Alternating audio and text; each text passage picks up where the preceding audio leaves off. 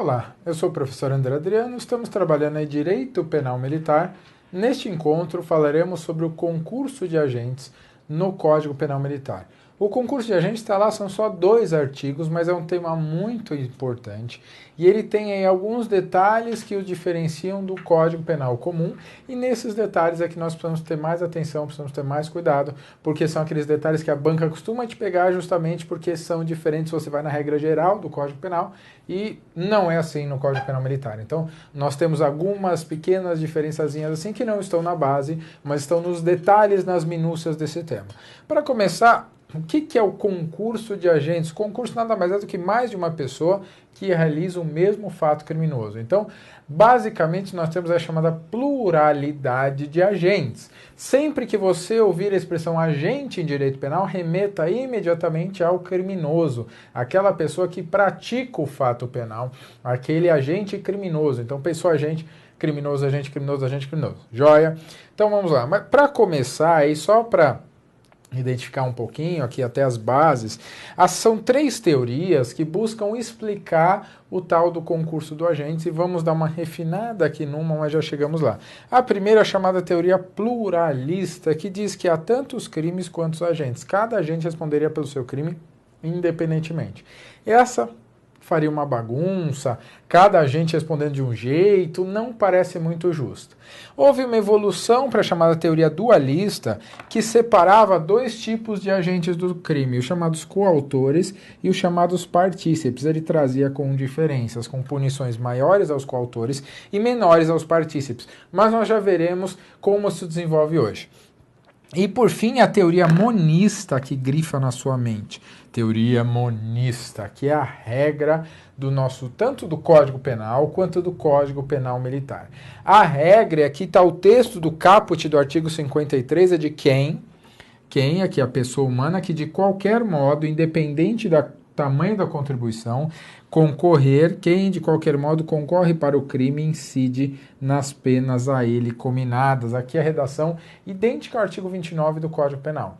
Então aqui a base é a teoria monista, quem de qualquer modo concorre para o crime incide nas penas a ele cominadas. Então todos aqueles que atuarem com objetivo criminoso, todos aqueles que atuarem para a prática do crime daquela forma, daquela maneira, receberão a mesma pena. E aqui nós temos dar uma refinada aqui, conversando com a parte do Código Penal, que é o seguinte: essas teorias, elas também são complementadas aqui. O primeiro passo dessas teorias era diferenciar o chamado coautor do chamado partícipe. Houve ainda uma necessidade de um segundo momento de aprofundamento dessas teorias para diferenciar o mandante do mandado, aquele autor mediato do autor imediato. Então, eu preciso lembrar aqui para você 2 pontos importantes. Primeiro ponto importante: a relação do autor mediato com o autor imediato. O autor imediato é o chamado também de executor. E o autor mediato é o mandante. O que nós temos de mais atual e mais moderno para esse tema é a chamada teoria do domínio do fato.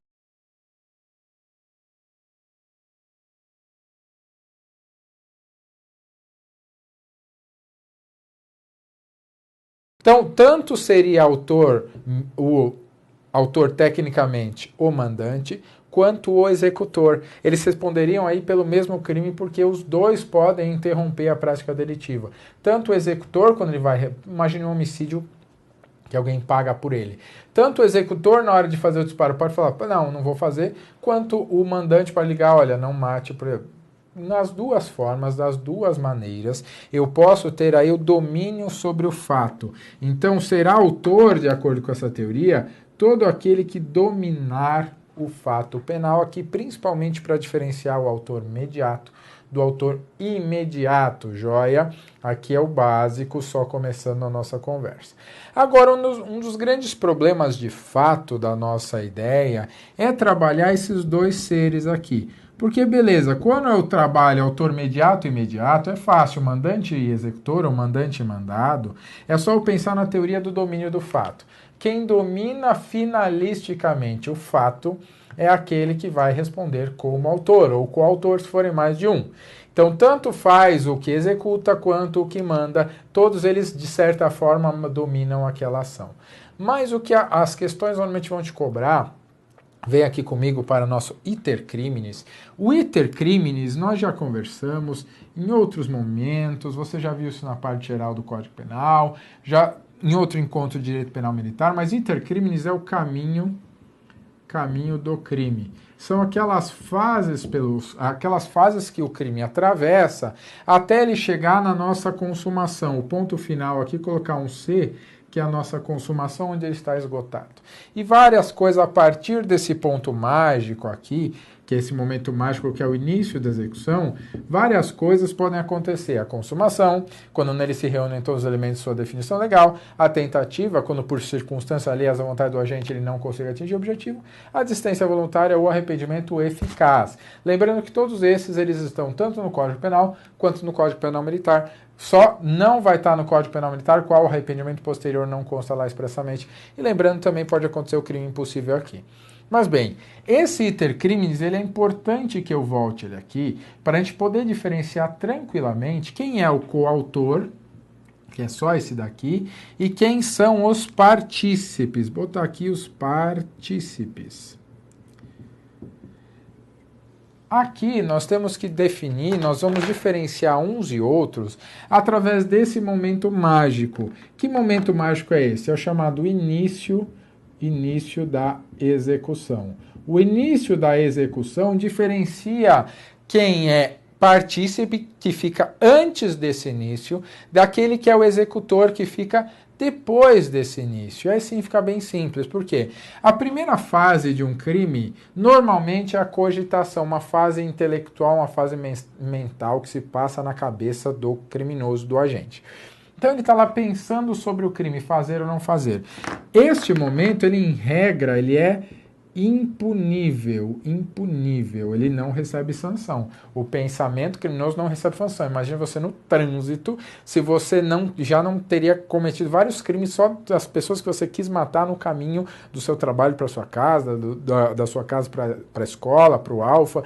Quanto de nervoso você já não passaria, já não queria matar uma meia dúzia. Mas essa fase, felizmente, é impunível. Agora, podem atuar de maneira a participar de um crime duas pessoas aqui, olha só. Aquele que induz ou aquele que instiga.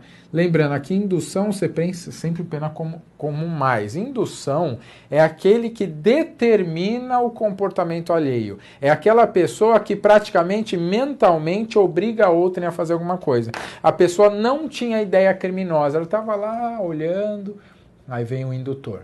Por que você não mata aquela pessoa? E ele vai lá e mata. Então você está induzindo a pessoa a fazer alguma coisa. Está determinando o comportamento da pessoa a fazer alguma coisa. Joia? Aqui, a instigação já é um pouquinho menos. Por quê? A pessoa já tem a ideia, mas o que você faz? Você reforça aquela ideia. A pessoa fala, puta, eu estava pensando em matar aquela pessoa. Boa ideia, por que você não faz isso? Isso tudo na fase mental, a fase da cogitação. Mas eu tenho ainda a segunda fase aqui, que é a fase da preparação, que em regra também é impunível. Mas aqui eu já tenho algumas exceções que prevêem a punição. A exceção é a punição. Então olha a diferença, aqui eu estou pensando, estamos pensando, olha, por que você não mata? Boa ideia. Agora e o auxiliar, o auxílio material aqui na fase de preparação? Ah, nossa, eu estava pensando em matar uma pessoa. Opa, tá aqui o meu revólver, vai lá e mata. Então, auxílio material, eu já contribuo materialmente para a conduta. Se eu contribuo materialmente para a conduta, eu já tenho o quê? Um auxílio, chamado de auxílio, auxiliar, e o auxílio no âmbito material. Eu dou aí a arma do crime, eu dou a faca para a pessoa matar, a corda para enforcar o outro, eu já auxilio de maneira material. Aqui é mero auxílio chamado de moral.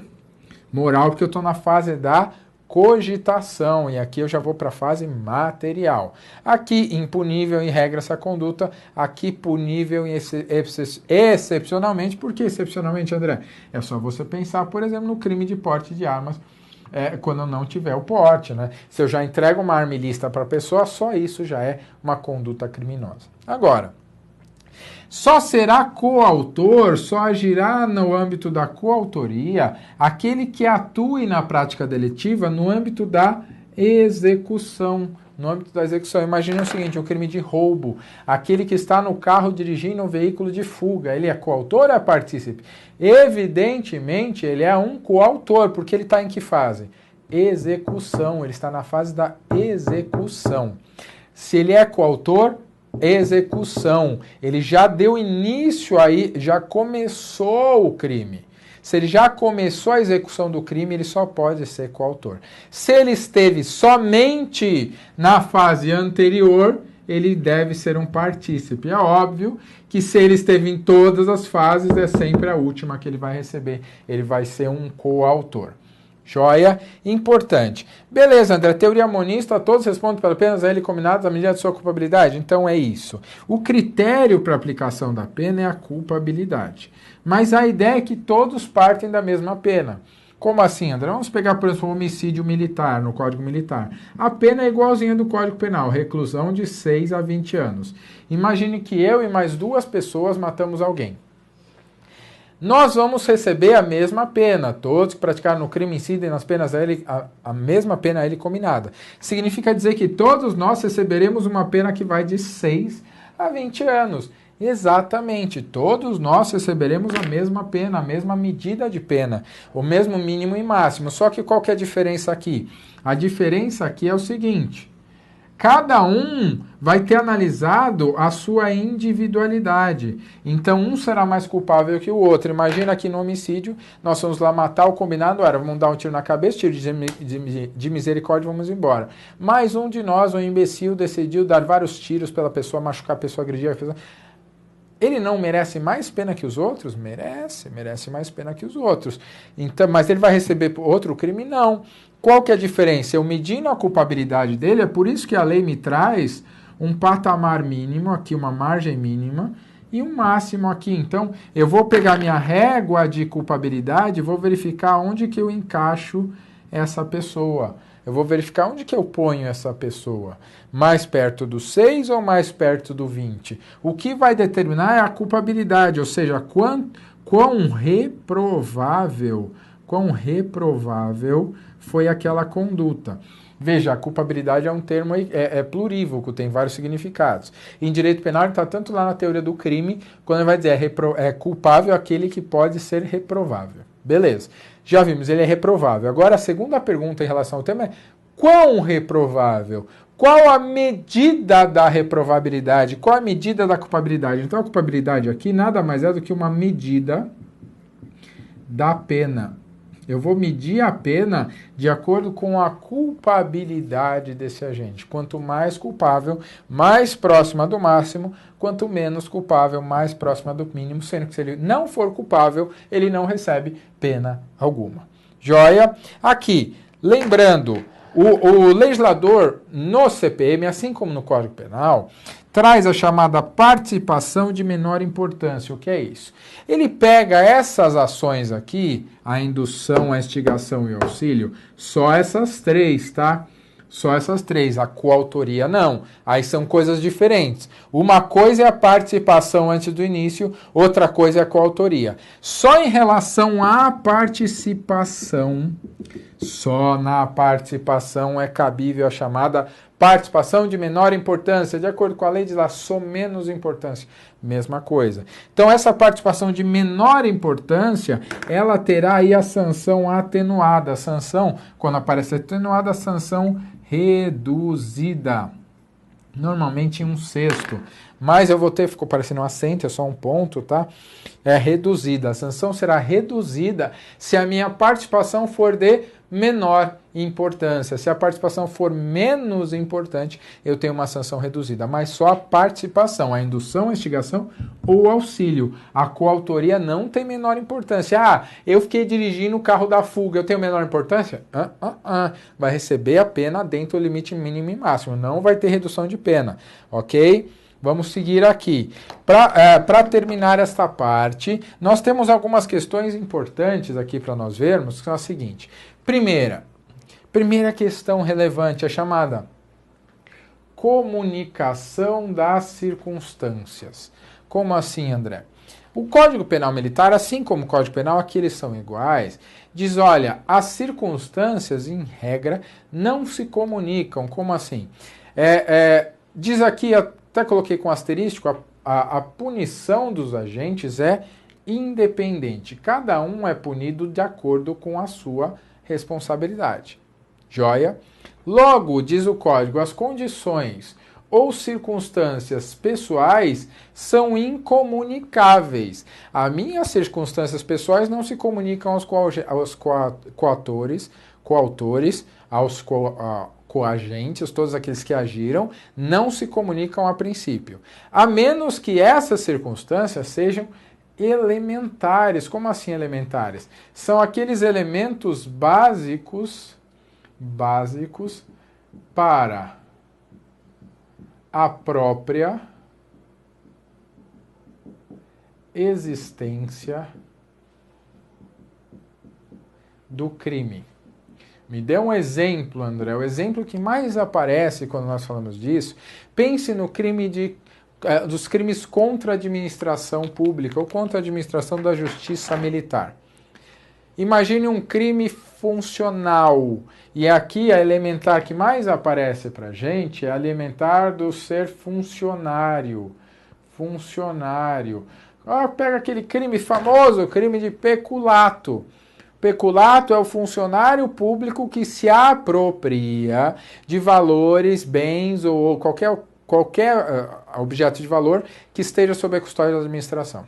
Não vamos trabalhar os detalhes do peculato agora que ele vai ter seu momento oportuno. Mas imagina, aqui, o fato de ser funcionário, ele é um elementar do crime. Então, se eu pratico um crime contra a administração militar, junto com o militar, desde que eu saiba que ele é militar, por óbvio, essa circunstância dele de ser militar, por ser uma elementar do crime, um elemento básico da própria existência, a mim se comunica. Então eu responderei junto com ele como se funcionário fosse por um crime funcional, porque as circunstâncias, em regra, não se comunicam, a não ser quando elementares. Então, só serão comunicáveis se forem elementares do crime, se forem elementos básicos para a própria existência do crime.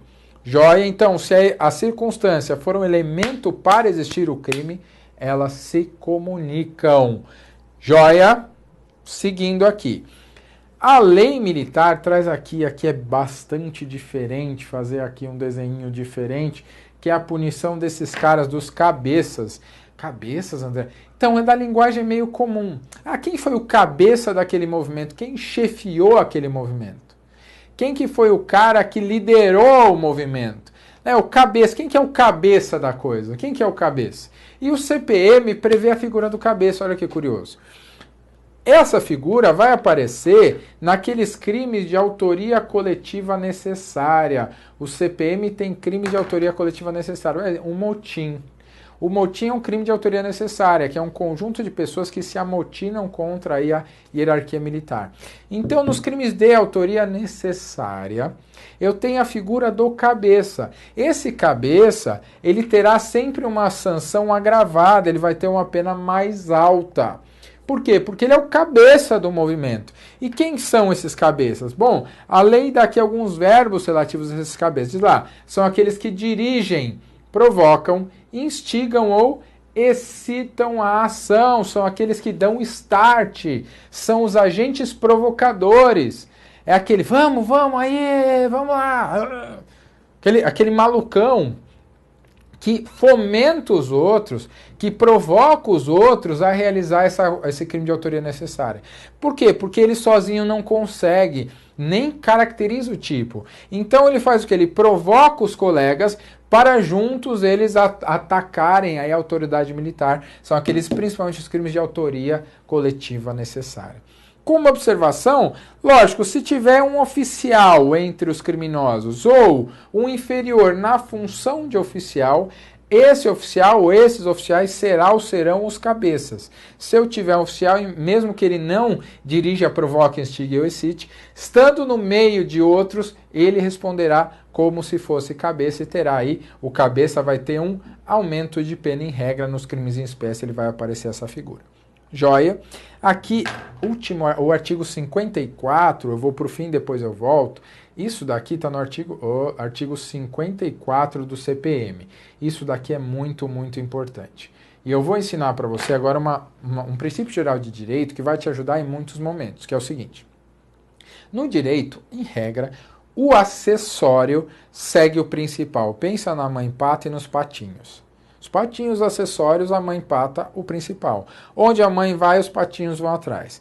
No direito é mais ou menos assim. O acessório sempre segue o principal. O acessório segue o principal. Como assim, André? Bom, a lei vai citar as palavras justamente do que nós estudamos. São 4 palavras aqui, ó. Vai dizer o ajuste. O que é o ajuste? A combinação.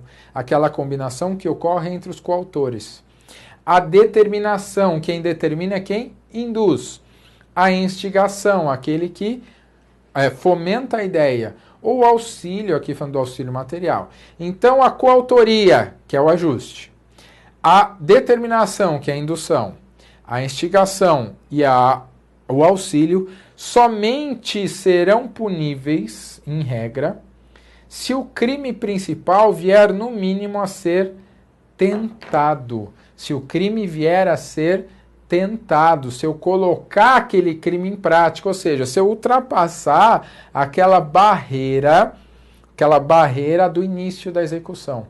Então, puxa, estava pensando em matar aquela pessoa, não, toma aqui minha arma. E se a pessoa nunca matar aquela pessoa, você é responsável por participar no homicídio? Não. Se o crime não chegar nem a ser iniciado, a minha conduta ela é um acessório de algo que nunca aconteceu. Então, se aquela pessoa que ia matar não matou, eu não respondo nem como coautor, nem como partícipe. Joia? Só uma observação. Se aqui está a regra, porque eu tenho exceção. A regra, porque eu tenho exceção. Qual a exceção? Caso, logicamente, aquele ato de colaboração já seja crime por si só. Percebeu o exemplo? Eu emprestei a arma para a pessoa matar um terceiro. Se aquela arma já for um ilícito por si só, aí eu sou punido, porque já ter a arma já é criminoso. Agora, se eu tenho o porte da arma, ou melhor, uma faca que não precisa de porte, eu empresto a faca para matar. Se a pessoa não mata ninguém, eu não posso ser punido por ter emprestado a faca. Joia? Joia? Cuidado com isso. Cuidado com isso. Então lembra, sempre, regra geral, o acessório vai seguir o principal.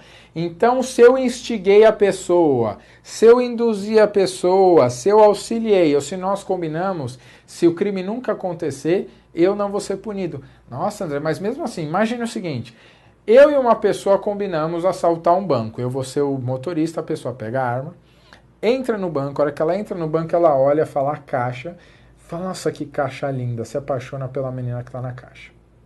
Começa a conversar, vai e vem, quando ele percebe, ele fala, puta, entrei aqui para roubar, mas essa moça é tão linda, desisto.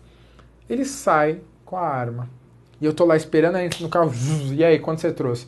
Ah, não trouxe nada, eu estou apaixonado. E aí eu sou punido por dirigir o carro de fuga do cara que não fez nada? Não sou punido. Não sou punido. Ah, mas e se você emprestou a arma e essa arma por si só já é criminosa? Aí é outra coisa. Aí só a porte dessa arma já constitui um crime.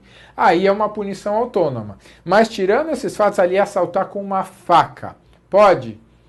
Pode punir? Não. Portar faca não é crime, não tem ilícito nenhum, não tem problema nenhum.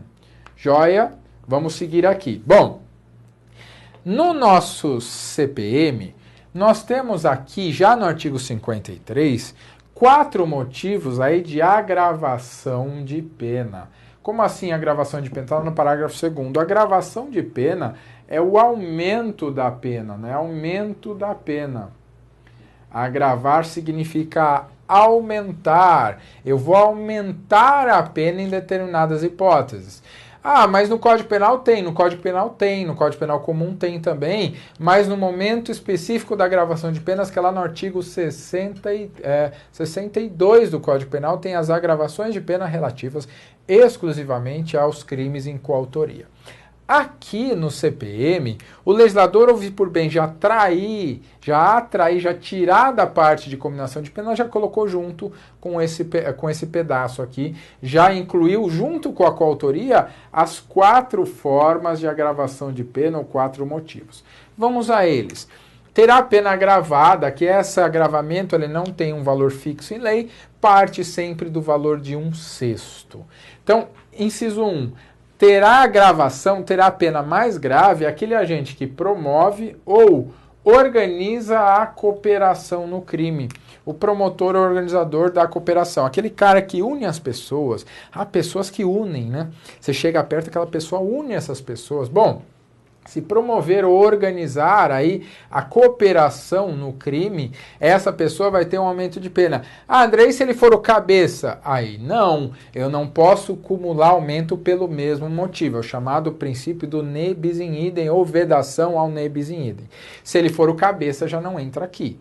Mas, joia, se ele promove e organiza a cooperação no crime, aumento de pena. No mesmo inciso ainda tem aquele agente que dirige a atividade dos demais agentes. Aquele organizador. Tem um pessoal que tá na moda, aí uma tal, a casa de, como que é a casa de papel, lá um seriado espanhol, que tem um professor lá que ele organiza a atividade, aquele cara. Aquele que dirige a atividade dos demais, ele também tem uma sanção majorada, uma sanção mais alta. 3.